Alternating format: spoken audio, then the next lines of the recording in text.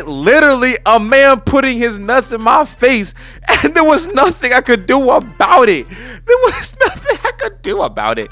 That's insane. What other person can say that aside for P. Diddy? Like, man. All right, y'all. Before I get into this story, I want to make sure that everyone understands something real quick.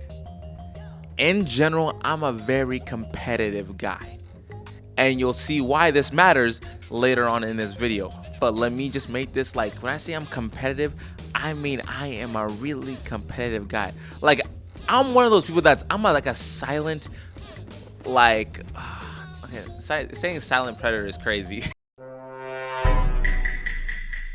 for obvious reasons.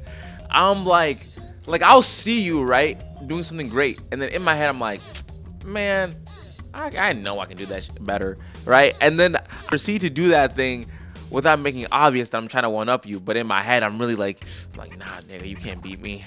You're not better than me.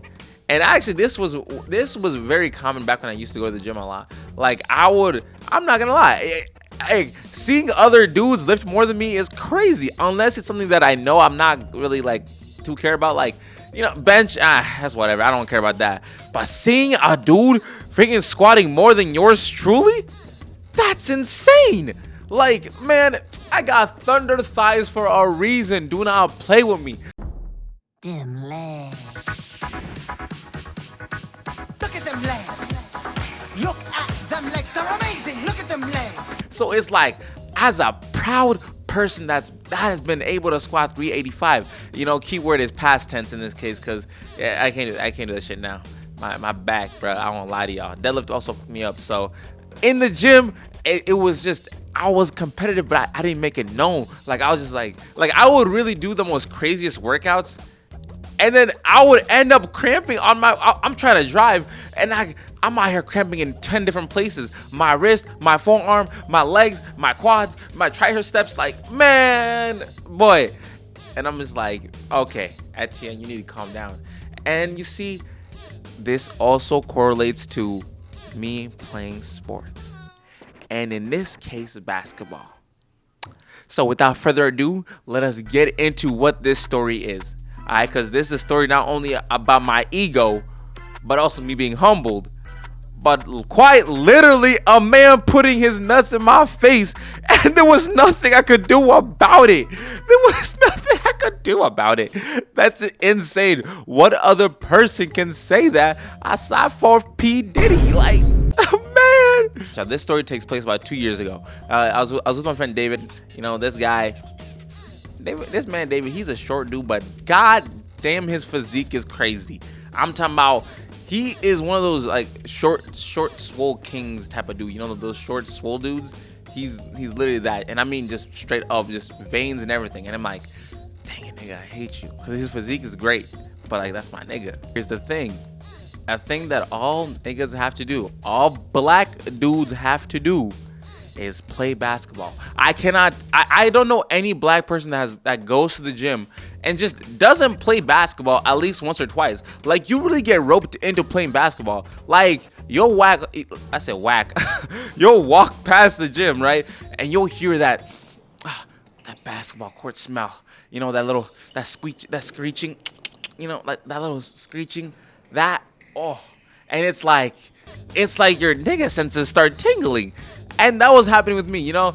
I was like, you know, let me get a little quick pump in, and then, you know, I'll put up a couple shots. But the problem is, also with black dudes, or just black niggas in general, when we say we're gonna put up a couple shots, we actually mean play 5 games of 21 for whatever reason. It's crazy, but that's just how it goes. I didn't make the rules. It's just how it is, y'all.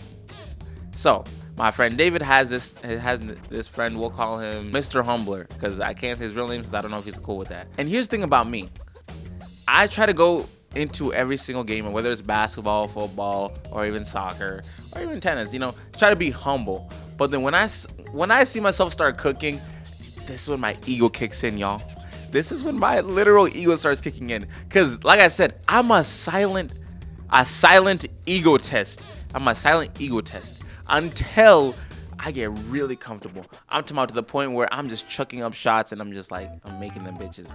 So it's like, once that started happening, because I was cooking a little bit. I'm talking about, you know what I'm saying? My 3-point shot had to be no lower than 80%. And now I'm speaking, you know what I'm saying? I was cooking. And that's the thing though, because my build, right? If people ever see me hoop, I'm really like, I like the paint, you know, the mid-range.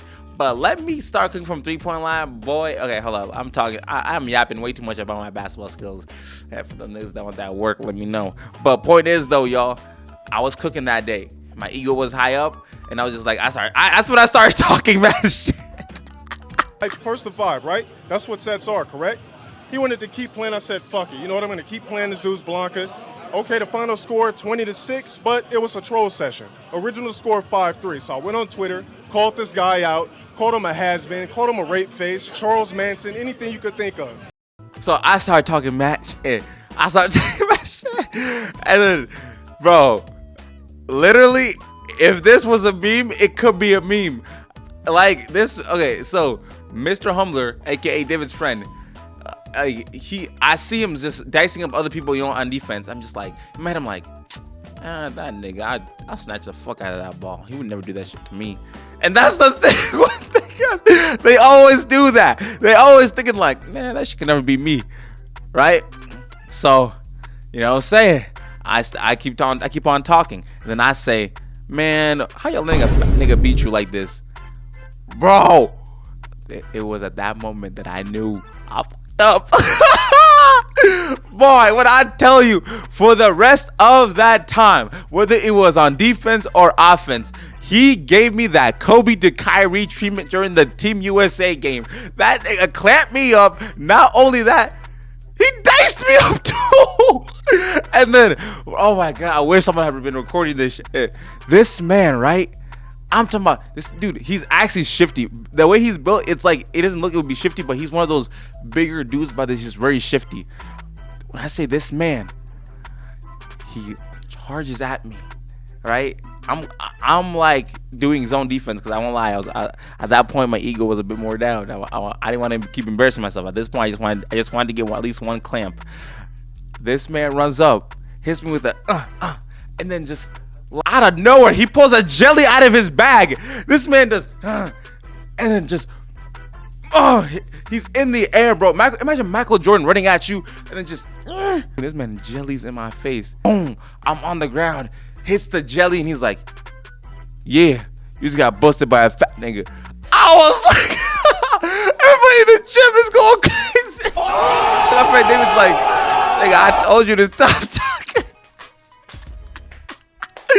Bro, I got bodied that day. But you know what? You know what, y'all? I think everybody in their life needs moments like that. Those little humbling moments to where you get too comfortable in life, right? And then you just kind of go through it, and you're like, oh yeah, I'm all confident in this shit.